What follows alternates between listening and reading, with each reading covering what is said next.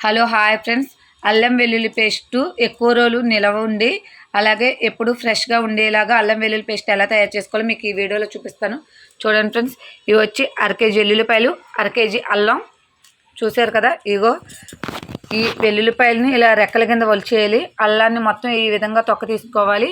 చూసారు కదా, ఈ విధంగా అల్లం మొత్తం తొక్క తీసుకుని వెల్లుల్లిపాయలన్నీ రబ్బల్లాగా ఇలా తీసేసుకోవాలి. ఇవంతా మొత్తం ఒలిచేసుకున్న తర్వాత దీన్ని మిక్సీ పట్టుకోవాలి. ఏ విధంగా అనేది మీకు ఈ వీడియోలో చూపిస్తాను. ఎల్లుల్లిపాయలు మొత్తం ఒలిచేసాను. ఇవి అరకేజీ, ఈ అల్లం అరకేజీ, మొత్తం కేజీ. ఈ అల్లం ఇలా ఒలిచేసిన తర్వాత దీన్ని ఇలా చిన్న చిన్న ముక్కల కింద కట్ చేసుకోవాలి. మొత్తం అల్లం అంతా ఈ విధంగా ముక్కల కింద కట్ చేసుకోండి. చూసారు కదా, ఈ విధంగా అన్ని చిన్న చిన్న ముక్కల కింద కట్ చేసేసుకోవాలి. ఈ విధంగా మొత్తం అన్ని చిన్న చిన్న ముక్కల కింద కట్ చేసుకున్న తర్వాత వీటిని శుభ్రంగా కడుక్కోవాలి. ఈ విధంగా శుభ్రంగా అల్లం ముక్కల్ని కడుక్కోవాలి. చూసారు కదా, ఇలా శుభ్రంగా అల్లం ముక్కలన్నిటిని కడుక్కోవాలి.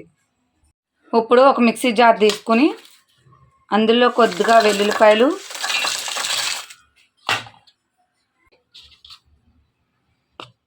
కొన్ని అల్లం ముక్కలు వేసుకొని, ఎక్కువ రోజులు నిల్వ ఉండటం కోసం అని చెప్పాను కదా మీకు.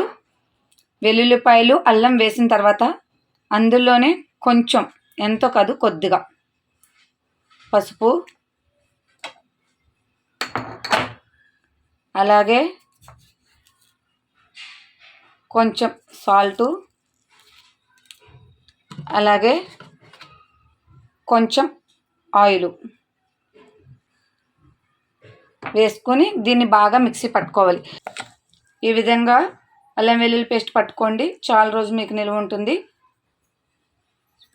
నేను చెప్పిన ప్రాసెస్లో అల్లం వెల్లుల్లి పేస్ట్ పట్టుకుంటే తాజాగా మీరు కర్రీస్ వండుకున్నప్పుడు అప్పటికప్పుడు పట్టుకున్నట్టుండే టేస్టే మీకు వస్తుంది, నిల్వ ఉంటుంది ఎక్కువ రోజులు. చూసారు కదా, అల్లం వెల్లుల్లి పేస్ట్ రెడీ అయిపోయింది.